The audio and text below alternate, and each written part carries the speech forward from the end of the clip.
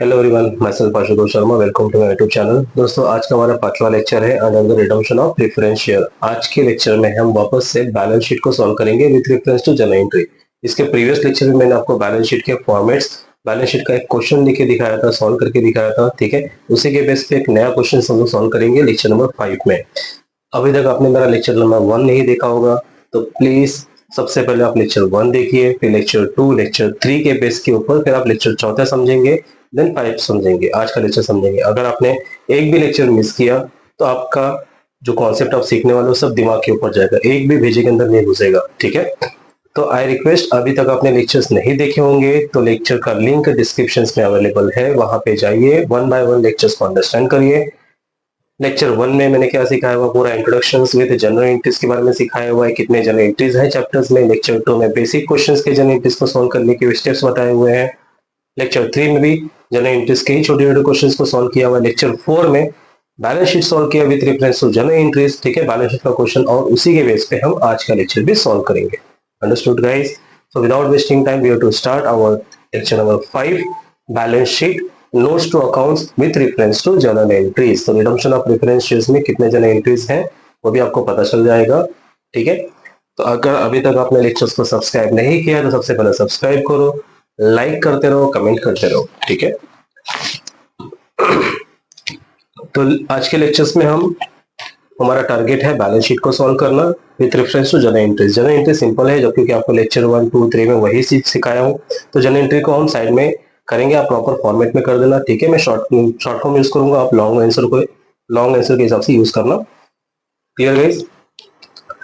हमारे लिए आज का इंपॉर्टेंट है balance sheet and notes to account, किस तरह से बैलेंस शीट बनाना चाहिए और नोट्स टू अकाउंट किस तरह से बनता है। ठीक है, तो क्वेश्चन कुछ इस तरह से है, the summarise the balance sheet of star limited as on 31st December 2024 as was given. Liabilities amount, asset amount, आपको बैलेंस शीट दिया हुआ है स्टार कंपनी का। याद रखो हमारा चैप्टर का नाम है रिडम्पशन ऑफ प्रेफरेंस शेयर्स, तो पूरा का पूरा कॉन्सेप्ट और फोकस प्रेफरेंस शेयर्स पे जाना चाहिए। लाइबिलिटीज में से कुछ ही चीजें हैं जिनको बारे में आपको फोकस करना है, और असेट में एक दो चीजें हैं जिसका आपको फोकस करना है, बाकी किसी के ऊपर फोकस नहीं करना, बाकी से कुछ लेना देना नहीं है, बाकी को सिर्फ निग्लेक्ट करना है, मतलब इग्नोर करना है। हाँ, क्यों इग्नोर करना है? क्योंकि इन सब चीजों का हमको आगे कहीं भी यूटिलाइज नहीं होगा। ठीक है, प्रेफरेंस शेयर्स हो गया, इक्विटी शेयर्स हो गए, रिजर्व्स एंड सरप्लस हो गए, लायबिलिटी में यही चीज इंपॉर्टेंट है, इन्हीं के ऊपर हमारा कॉन्सेप्ट ऊपर नीचे होगा, मतलब इन्हीं का अमाउंट जो है ऊपर नीचे होगा, और जिसका अमाउंट चेंज हुआ उसी का इफेक्ट अपने को बैलेंस शीट में दिखाना है। ठीक है, बाकी जिसके बारे में नहीं बोला है वो as it is balance sheet में आने वाला है। Clear guys? अंडरस्टूड? तो बैलेंस शीट बनाने के लिए सबसे पहले अपने को जर्नल एंट्री बनाना पड़ेगा। तो फर्स्ट ऑफ ऑल ये कॉन्सेप्ट देखते हैं कि जर्नल एंट्री कैसा। अगर आप अपने जर्नल एंट्री नहीं सीखा रहेगा तो वापस से एक बार मौका मिला आपको सीखने का जर्नल एंट्रीज बैलेंस शीट के फॉर्म में। ठीक है, तो बैलेंस शीट में आप सबसे पहले ये आइडेंटिफाई करो कि आपके पास क्या क्या अवेलेबल है, क्या क्या अवेलेबल है। ठीक है, तो सबसे पहले हमारे चैप्टर का नाम ही शुरुआत होता है प्रेफरेंस शेयर्स का, मतलब हमारा जो है रिडम्पशन ऑफ प्रेफरेंस शेयर्स, हमें ये इंपॉर्टेंट रखना है। तो सबसे पहले ढूंढो कि लायबिलिटीज में आपके पास प्रेफरेंशियल कैपिटल कितना है और कैसे है, कितना और कैसे है। तो सबसे पहले आपको दिया है issued and paid up 10,000 8% redeemable preference share 100 each. 100 each है 10 लाख का। क्या आपको कहीं बोला है 100 ईच की जगह पे 80 90 ऐसा कुछ बोला है क्या? नहीं बोला है। इसका मतलब यहाँ पे कॉल्स की एंट्री नहीं आएगी। बस आपको सबसे पहले ये ढूंढना है कि क्वेश्चन में 100 ईच की जगह पे कुछ पेड अप 80 90 ऐसा कुछ दिया गया। अगर दिया होता तो आपको by default calls in errors की एंट्री पास करनी पड़ेगी। इसी तरह से अभी तक आप लोग सिंपल करे तो एक लेक्चर आपके लिए और लेकर आऊंगा जिसमें थोड़ा डिफिकल्ट लेवल का क्वेश्चन है, जिसमें कॉल्स की हो जाएगी, फोरफिटेड की एंट्री हो जाएगी, ऐसे कुछ एंट्रीज को मैं आपके सामने लेकर आऊंगा। ठीक है, तो ऐसे क्वेश्चंस आपके सीए लेवल पे होते हैं। ठीक है, तो यहाँ पे हमारे लिए ऐसा कुछ क्वेश्चंस नहीं है। 10,000 है, रिडीमेबल प्रेफरेंस शेयर्स है 100 रुपए के हिसाब से 10 लाख का, मतलब हमारे पास कंपनी में प्रेफरेंस शेयर कैपिटल 10 लाख का है। ठीक है, ओके। इक्विटी शेयर कैपिटल से लेना देना नहीं है, हाँ अगर इंक्रीज डिक्रीज हुआ तो लेना देना है, बाकी कैलकुलेशन के लिए नहीं लेना देना है। जर्नलिज्म हमारे पास है जिसको हम लोग डिविजिबल प्रॉफिट बोलते हैं, जिसमें जर्नलिज्म है हमारे पास 5 लाख का। एक कैपिटल रिजर्व है हमारे पास non divisible profit, capital reserve 5 lakh का है। और जनरल रिजर्व 2 लाख का है, ऊपर नीचे हो गया थोड़ा सा।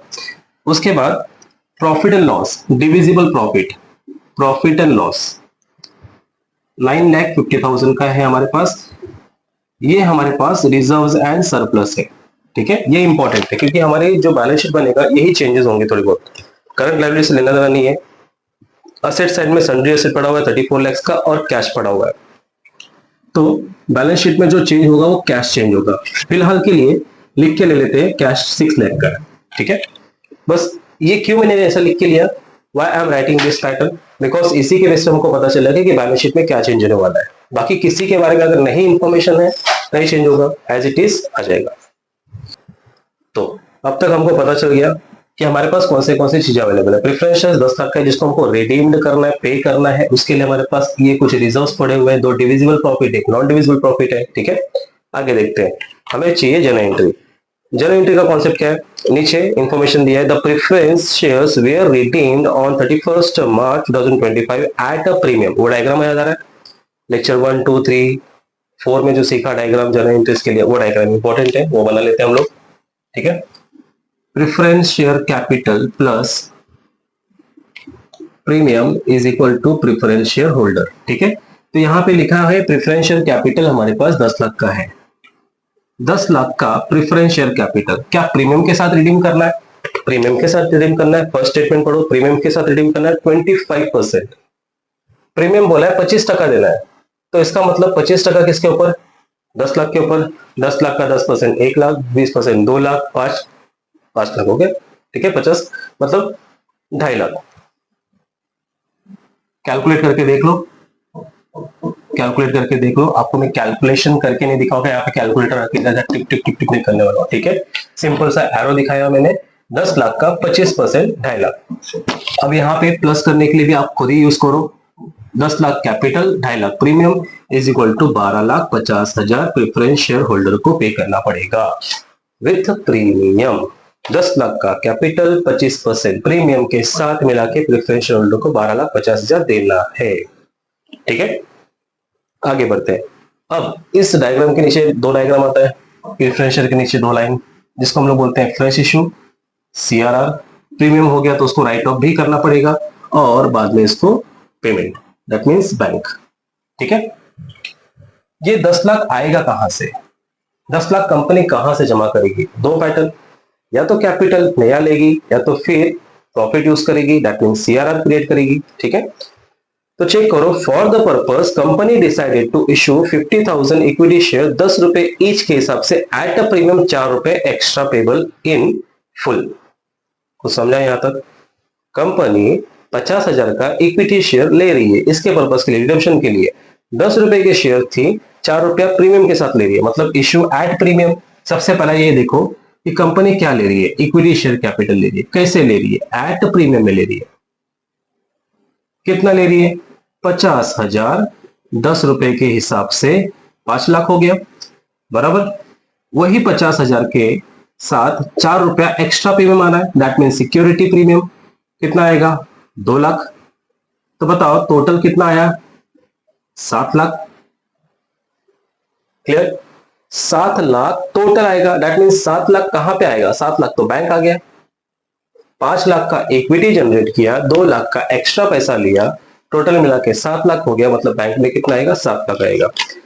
फॉर दिस पर्पस कितना जमा हुआ, अगेन क्वेश्चन ये आता है, चाहिए 10 लाख। अभी आप लोग अगर मेरा लेक्चर्स देखे होगे तो यहाँ पे आपका दिमाग चलेगा, अगर आप पहले लेक्चर डायरेक्टली यहाँ पे आ रहे तो आपका दिमाग काम नहीं करेगा कि किस तरह से क्रिएट हुआ। तो अब तक के फर्स्ट डिविजन्स में हम ये देखते हैं कि कितना कैपिटल जमा हुआ, कितना बैंक में आया ये नहीं देखते हैं, कितना कैपिटल जमा हुआ। कैपिटल रिडीम करने के लिए, रिडीम करने के लिए कैपिटल ही चाहिए, कैपिटल रिडीम करने के लिए कैपिटल ही चाहिए, कैपिटल रिडीम करने के लिए कैपिटल ही चाहिए, ठीक है। तो कितना कैपिटल जमा हुआ, 10 लाख चाहिए था तो 10 लाख नहीं, कितना जमा हुआ, 5 लाख जमा हुआ। सर 2 लाख 16 तो सिक्योरिटी प्रीमियम हो, तो रिजर्व्स हो गया। बैंक में तो 7 लाख आया, वो तो बैंक आया ना। आपका कैपिटल कितना जनरेट हुआ, 5 लाख का कैपिटल जनरेट हुआ, राइट। तो बताओ सीआरआर बनेगा, हाँ सर सीआरआर बनेगा ना, क्यों नहीं बनेगा, क्योंकि 10 लाख चाहिए था, 5 लाख ही जमा हो पाया कैपिटल टू कैपिटल। तो कितने का बनेगा, कहां से आएगा पैसा? देखो हमारे पास दो डिविजिबल प्रॉफिट है, इसके लिए मैंने साइड में लिख के रखा था, दो डिविजिबल प्रॉफिट है, तो ठीक है उसको छोड़ दो, इसको लो, कितना 9,50,000 P&L प्रॉफिट एंड लॉस में 9,50,000 पड़ा हुआ है। सर उसको छोड़ दो क्या? मेरी मर्जी, छोड़ दो, इसमें पैसा दिख रहा है ना, कहीं के लिए मगजमारी कर रहे हो? 9,50,000 है ना, हमको चाहिए कितना, हमें कितना चाहिए? 9,50,000 था ना इसमें प्रॉफिट लॉस में, हमें कितना चाहिए? 10 लाख में 5 लाख तो इक्विटी शेयर से आ गया, तो बच्चा कितना? 5 लाख। तो यहाँ पे P&L का नाम लिखेंगे जिससे हम कितना यूज करने वाले हैं? 5 लाख। अंडरस्टूड? तो यहाँ पे CRR क्रिएट हो जाएगा 5 लाख का। Clear guys? अब आपको क्या लगता है, आपने P&L में से 5 लाख उठा लिया, तो P&L में कितना बचेगा? 4,50,000 बचेगा, राइट? अभी भी बैलेंस पड़ा हुआ है। ये कॉन्सेप्ट याद रखो, कितना था आपके पास, कितना यूटिलाइज किया और कितना पेंडिंग है, क्योंकि यही कॉन्सेप्ट आपको बैलेंस शीट बनाने में हेल्प करेगा। ठीक है, अब आगे बढ़ते हैं। आगे बढ़ते देखा तो हमको प्रीमियम को राइट ऑफ करना पड़ेगा, तो राइट ऑफ करने के लिए 2.5 लाख चाहिए। 2.5 लाख चाहिए, तो हमने पहले किसको यूज किया था? P&L को। पैसा है सर, 4.5 लाख है, हमको कितना चाहिए? 2.5 लाख। लिख दो ना P&L, कितना लिखोगे? 2.5 लाख। अब जरा यहाँ पे देखो, 4.5 लाख था, उसमें से 2.5 लाख राइट ऑफ करने के लिए निकाल लिया, अब कितना बचेगा? 2 लाख। मतलब अभी भी हमारे पास P&L में कहीं ना कहीं पैसा पड़ा हुआ है 2 लाख का। ये डायग्राम कंप्लीट हो गया, ये 10 लाख का पैटर्न क्रिएट हो गया। ठीक है, प्रीमियम को राइट ऑफ करने के लिए पता चल गया कहां से लेने वाले, प्रॉफिट लॉस लेने वाले, तो हो गया हमारा लास्ट की एंट्री भी कंप्लीटेड। क्लियर? ये कहीं ना कहीं अपने को यूज होने वाला है। GR को हाथ में लगाया, CR को हाथ में लगाया, P&L को हाथ लगाया, लेकिन कितना बचा? 2 लाख बचा। बस ऐसी चीजें, हाथ लगाया नहीं लगाया वो यहाँ पे देखना है। Clear?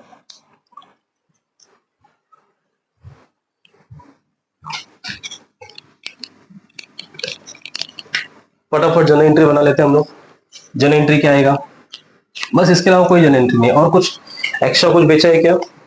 You are required to prepare the journal entries and बोला transaction keeping all the requirement. ठीक है, जर्नल एंट्री बोला, लेकिन हम लोग बैलेंस शीट बनाएंगे। क्लियर? तो चलो सबसे पहले जर्नल एंट्री लिखते हैं। तुम लोग फटाफट लिखना है और फुल फॉर्म में लिखना है, मैं शॉर्ट फॉर्म में लिखूंगा। क्यों सर आप शॉर्ट फॉर्म में क्यों लिखोगे? भाई मेरी मर्जी में सिखा रहा हूँ, तुम लोग सीख रहे हो, इसके लिए तुम लोग फुल फॉर्म में लिखोगे। ठीक है सर, ऐसा तो नहीं चलेगा, हम भी लिखेंगे। लिखो फिर, हमको क्या है, मार्क्स तुम्हारा घटेगा। फर्स्ट एंट्री, चलो फर्स्ट एंट्री, ये रहा first entry,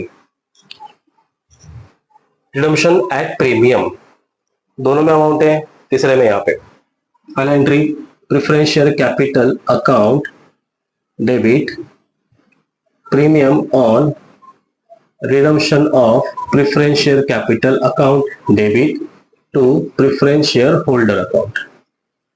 preference share capital में कितना देने का था? 10 लाख, प्रीमियम 2.5 लाख, टोटल मिला के 12,50,000।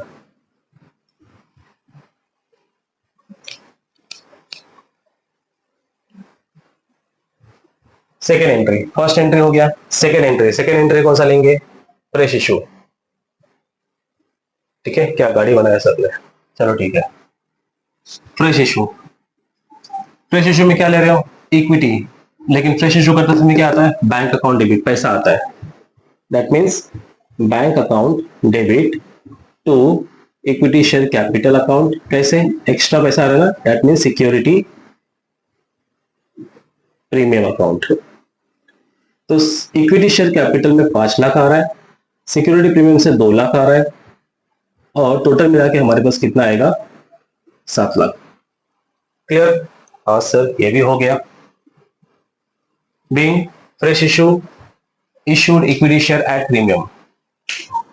नंबर 3, सर CRR आएगा? यस आएगा ना, CRR में अमाउंट लिखा हुआ है। थर्ड एंट्री क्या यूज किया? P&L यूज किया, CRR क्रिएट किया, लिख दो profit and loss account debit to CRR capital redemption reserves. कितना अमाउंट, कितने का क्रिएट किया? सर 5 लाख का क्रिएट किया।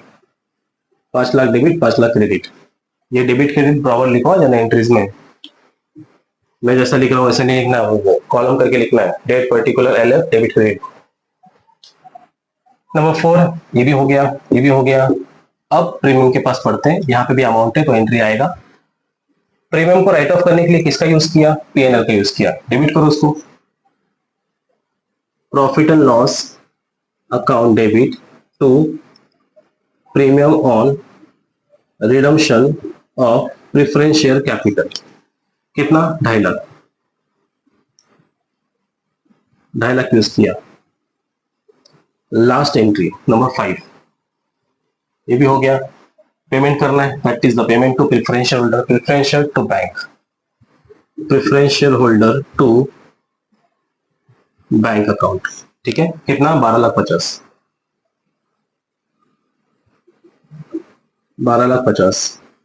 अब इसमें से आपको बता दो किसका इफेक्ट बैलेंस शीट में जाएगा।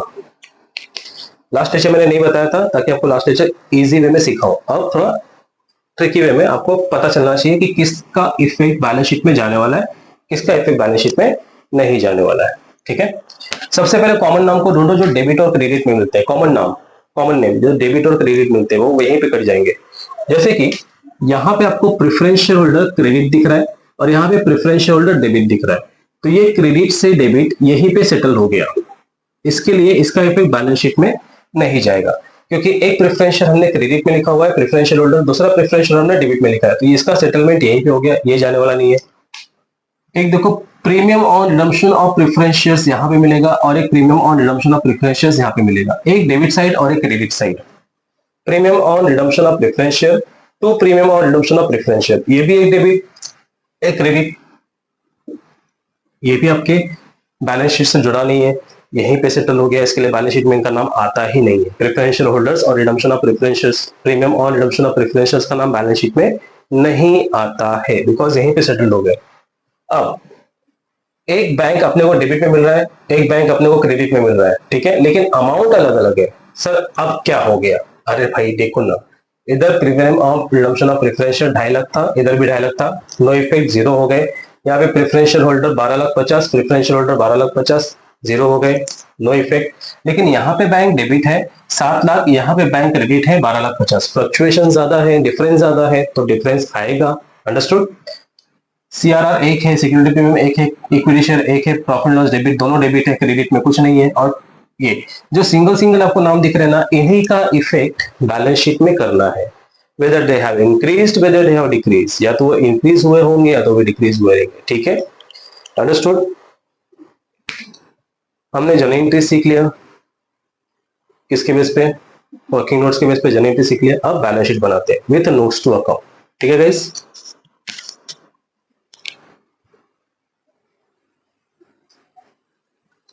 बैलेंस शीट का format, vertical balance sheet,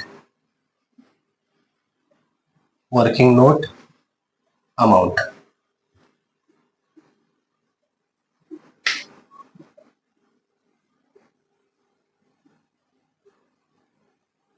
particular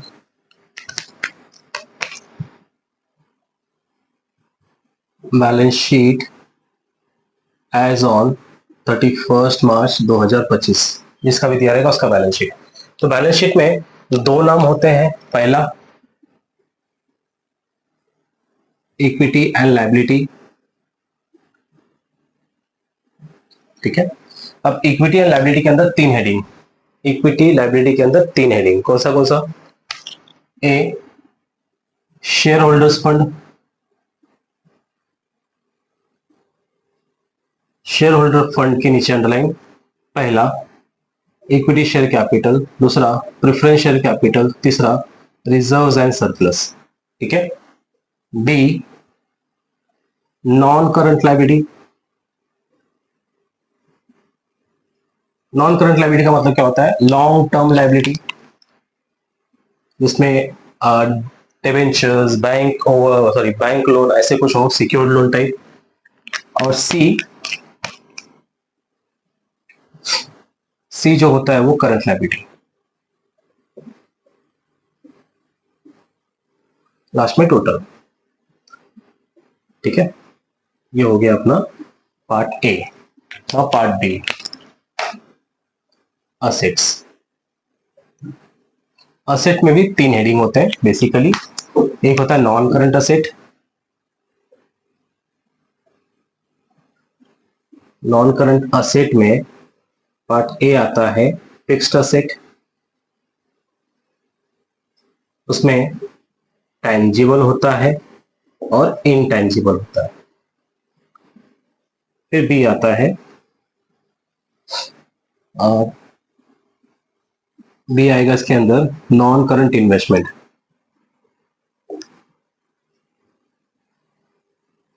फिर सी आएगा इसमें करंट असेट।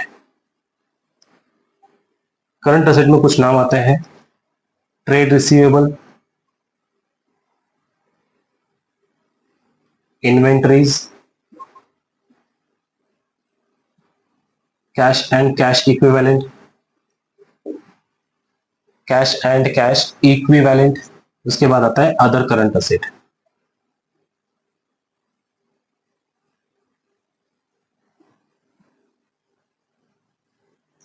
और लास्ट में टोटल।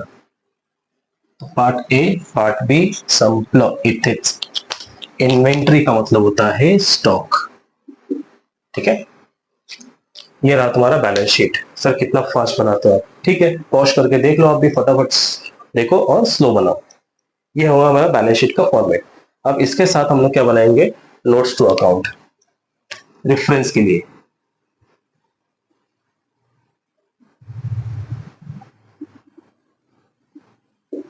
नोट्स टू अकाउंट या फिर वर्किंग नोट।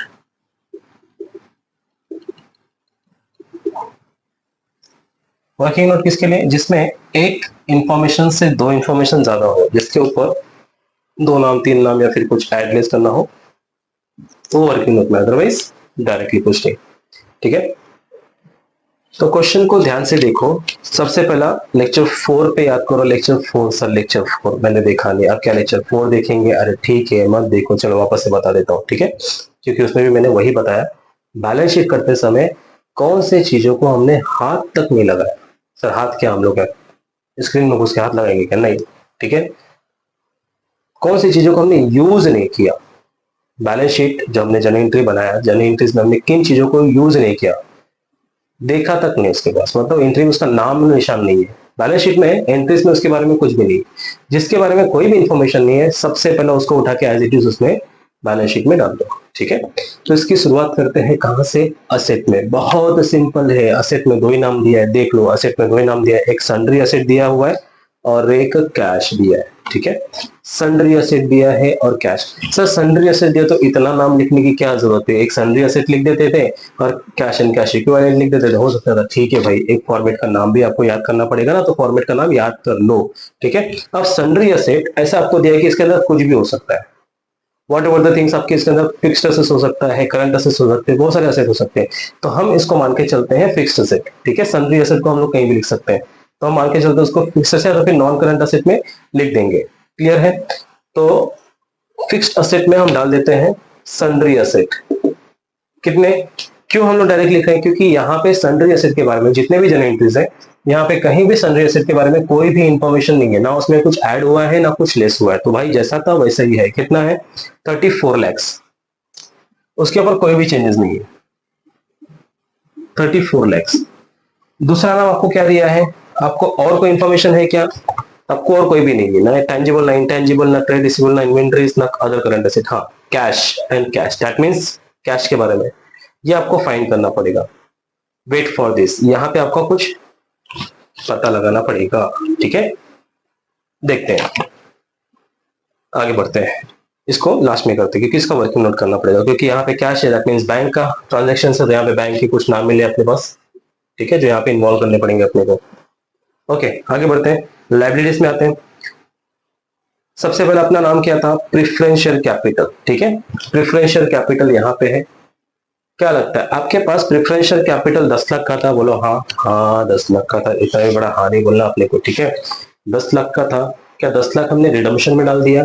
मतलब प्रेफरेंशियल कैपिटल, मतलब प्रेफरेंशियल कैपिटल लाइबिलिटी में था, इसका मतलब वो क्रेडिट बैलेंस था।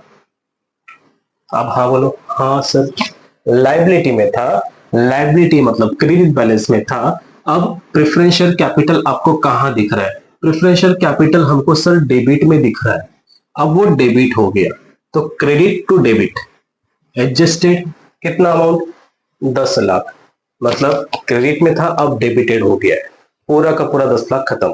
ठीक है, डेबिट क्रेडिट खत्म हो गया। क्लियर, 10 लाख का पूरा 10 लाख हमने रिडम्पशन में डाल दिया। तो इसका मतलब प्रेफरेंस शेयर कैपिटल में कुछ भी पैसा नहीं आएगा, प्रेफरेंस शेयर कैपिटल में कुछ भी पैसा नहीं आएगा। उसके बाद हमने कुछ नया इश्यू किया है क्या प्रेफरेंस के नाम पे, मतलब ये एंट्री नहीं आएगी। प्रेफरेंस के नाम पे और कुछ है क्या, नहीं है, मतलब प्रेफरेंस शेयर कैपिटल पूरा का पूरा खाली हो चुका है, ब्लैंक। क्लियर, हाँ सर समझ गए। आगे बढ़ते हैं। दूसरा चीज, हमारे पास इक्विटी शेयर था, ठीक है, इधर भी इक्विटी शेयर है, उसको बाद में करते हैं। हमारे पास जीआर है, पीएनएल है, सीआर है, रिजर्व्स को भी बाद में करते हैं। 3 नाम, क्योंकि हमारे पास ज्यादा करके एडलेस उसी को करना है, तो 3 नाम बाद में करते हैं। कौन सा चीज जिसको हाथ ही नहीं लगाया, सीआर जीआर पीएनएल को छोड़ दो, उसको बाद में करेंगे। कौन सा बचा, करंट लायबिलिटी। पूरे इंट्रीज में करंट लायबिलिटी के ऊपर कोई इंफॉर्मेशन है क्या, है क्या, नहीं है ना। करंट लायबिलिटी नहीं है, मत ढूंढो, नहीं है, तो क्या करेंगे, एज इट इज उठा के लिखेंगे, ये रहा आपका current liability, no information adjustment given, directly 3,50,000।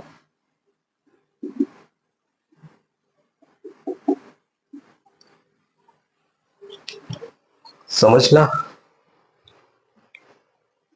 अब working note number 1, equity share capital को लेके। तो इक्विटी शेयर कैपिटल में मैंने लास्ट टाइम फॉर्मूला बताया था। ओपनिंग बैलेंस कितना था हमारे पास, लायबिलिटीज में ओपनिंग बैलेंस कितना था, 10 लाख का ओपनिंग बैलेंस था, 10 लाख। इसमें फ्रेश इशू हुआ तो ऐड करेंगे, ठीक है। रिडम्पशन हुआ तो लेस करेंगे, रिडम्पशन का तो कॉन्सेप्ट ही नहीं है, प्रेफरेंस सॉरी इक्विटी को तो रिडीम करना ही नहीं है, सिर्फ क्या होगा, इशू होगा। तो कहीं हमको फ्रेश इशू का नाम मिला था, ये था ना फ्रेश इशू, यही तो है। देखो हमारे पास इक्विटी शेयर कैपिटल लायबिलिटी में था, इसका मतलब वो क्रेडिट बैलेंस है, ठीक है, क्रेडिट बैलेंस है। दूसरा इक्विटी शेयर कैपिटल वापस से हमको 2 में दिख रहा है, मतलब वापस से वो क्या है, क्रेडिट बैलेंस है। और जहां पे आपको क्रेडिट बैलेंस मिला तो वो ऐड हो जाता है, जहां पे आपको क्रेडिट और डेबिट मिल गया तो वो ऐड लेस हो जाता है, ठीक है, इसके लिए क्या हो जाता है, 0 हो जाता है।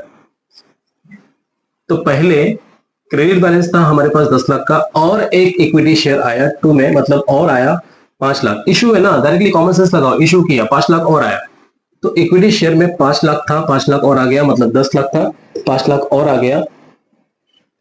तो हमारे पास अब इक्विटी शेयर कितना बन गया, 15 लाख था। सर कितना लंबा चौड़ा स्टेटमेंट देते हो, सीधा बोलो ना। पहले हमारे पास 10 लाख था, हाँ, अब 5 लाख इश्यू करने से आया इक्विटी शेयर, हाँ, तो कितना हो गया, 15 लाख। बस बोल के खत्म करो सर, हो गया, चलो टाइम पास खत्म। 15 lakh, working note number 1, equity share 15 lakh. चलो तुम्हारा मान लेता हूं, ठीक है। दूसरा चीज, reserves and surplus, RNS, reserves and surplus, RNS, reserves and surplus. तो रिजर्व्स एंड सरप्लस की शुरुआत उससे करो जिसको तुमने छुआ तक नहीं, कैपिटल रिजर्व, इसको हमने हाथ तक नहीं लगाया, 5 लाख था, प्लस और क्या था इसके साथ, जीआर, जनरल रिजर्व, इसको भी हमने हाथ नहीं लगाया, 2 लाख का ये भी पड़ा था ऐसे ही, ठीक है। फिर हमने हाथ किसको लगाया,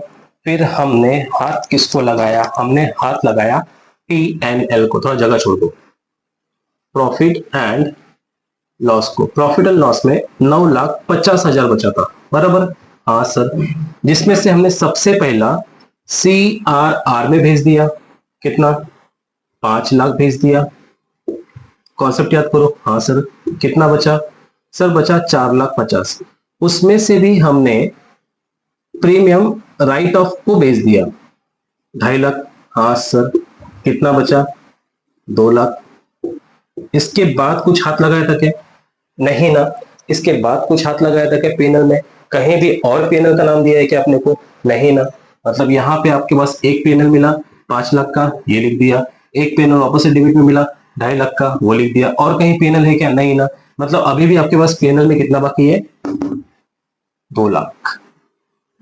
क्लियर, तो add profit and loss, 2 lakh, ये भी आ गया। क्लियर, यहां से प्रॉफिट लॉस हटा दो, यहां से प्रॉफिट लॉस हटा दो, क्लियर। अब यहां से प्रॉफिट लॉस चला गया, यहां से प्रॉफिट लॉस चला गया,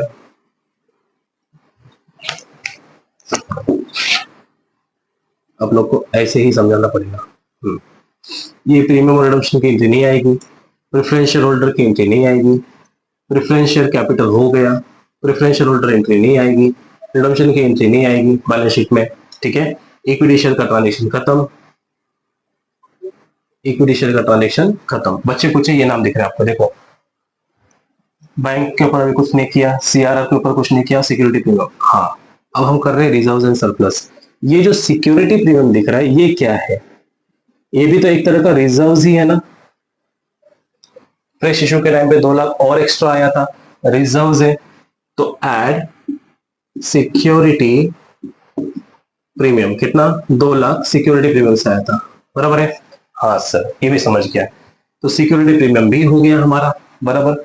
अब क्या है सर? सीआरआर भी तो है, लास्ट लेक्चर आपने बताया था CRR, that means capital redemption reserve, जिसमें नाम ही रिजर्व्स है।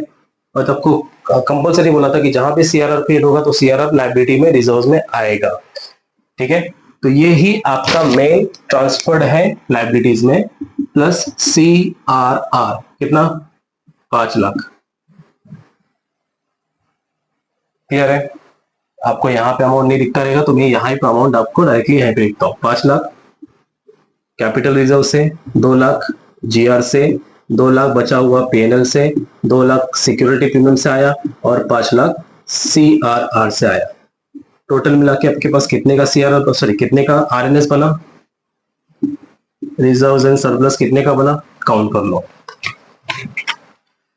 5 लाख 5 लाख 10, 2 4 2 6, 16 लाख, ठीक है। 5 लाख 5 लाख 10 हो गया, 2 12, 2 14, 2 16, 16 लाख का आपका क्या बना? Reserves and surplus. देखो सीआरआर भी लिख दिया, हटा दो उसको, सिक्योरिटी प्रीमियम भी लिख दिया, उसको भी हटा दो, आगे रिजर्व्स एंड सरप्लस में। बस आपका यही मेन वर्किंग नोट है पूरे रिडम्पशन ऑफ शेयर्स में, यही वर्किंग मेन है। तो reserves and surplus working note number 2, 16 lakh का बैलेंस है। Clear guys? अब क्या बचा है? अब बैंक बचा है, वर्किंग नोट नंबर 3, एक डेबिट एक क्रेडिट, ठीक है। बैंक बचा है,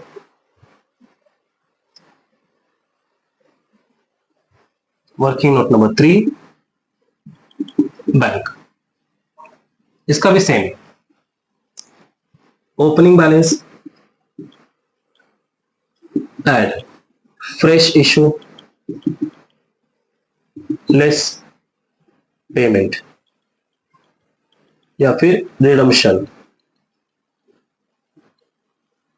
हमारे पास बैंक में ओपनिंग बैलेंस मतलब कितना था? इन शॉर्ट कैश में कितना ओपनिंग बैलेंस था? 6 लाख, 6 लाख का ओपनिंग बैलेंस था। फ्रेश इशू, फ्रेश इशू का मतलब होता है receipt, add receipt less payment. कितना आया? बैंक अकाउंट डेबिट, देखो डेबिट में आ गया 7 लाख, 7 लाख बैंक में डेबिटेड हो गया, ठीक है। प्लस कितना गया? पेमेंट हुआ, ये टू मतलब क्या होता है? पेमेंट। कितना हुआ? एक ये है एक ये है, दो ही नाम है, 12,50,000, 12,50,000 पेमेंट हुआ है ना, ब्रैकेट में लिखेंगे, ठीक है। हो गया सर, हो गया, खत्म। Bank balance that means cash and cash equivalent, ठीक है। 7 6 13 लाख, 13 लाख का कैपिटल हो गया हमारे पास बैंक में, और 13 लाख में से 12,50,000 गया तो कितना बचेगा? 50,000। चेक करो, 50,000 का बैंक बैलेंस। ये रहा आपका working note number 3, cash and cash equivalent. यहाँ पे आप लोग लिख सकते हो, हमने बैंक लिखा है, यहाँ पे आप लोग कैश एंड कैश इक्विवेलेंट लिखो।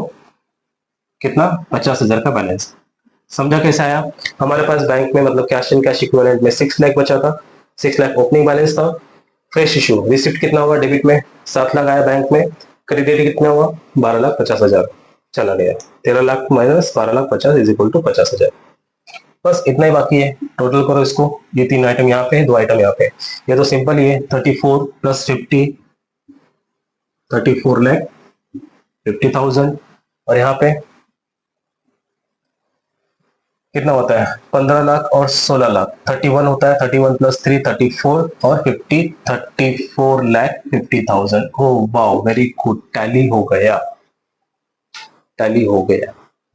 कॉमर्स स्टूडेंट का सबसे एंजॉयमेंट का टाइम टैली होना, बैलेंस शीट, बहुत एक्साइटमेंट, बहुत मजा आता है। लेकिन लेकिन कभी कभी गलत भी टैली होता है, ठीक है।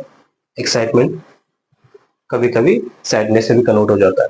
तो आज के क्वेश्चन में हमारा कितना हो गया 34,50,000 से टैली। आई होप आपको समझा रहेगा। अभी तक आपने लेक्चर्स देखा है और लाइक ने बटन नहीं दबाया, कमेंट नहीं किया है, तो फिर प्लीज कर दो, ठीक है। आगे और लेक्चर्स इजी वे में लेकर आऊंगा आपके लिए। इस तरह से बने रहिए। आपको कोई भी सब्जेक्ट का, कोई चैप्टर का, अकाउंट्स का हो गया, फाइनेंशियल मैनेजमेंट का हो गया, टैक्सेशन का हो गया, ऐसा कुछ कॉन्सेप्ट जो आप नहीं समझ पा रहे हो, कमेंट करके बता दो, मैं उस पर लेक्चर बना दूंगा, ठीक है, इन सिंपल वे में। Understand guys? तो प्लीज लेक्चर को, चैनल को सब्सक्राइब करते रहो, कमेंट करते रहो, लाइक करते रहो। मिलते हैं नेक्स्ट लेक्चर्स में। Thank you, have a nice day.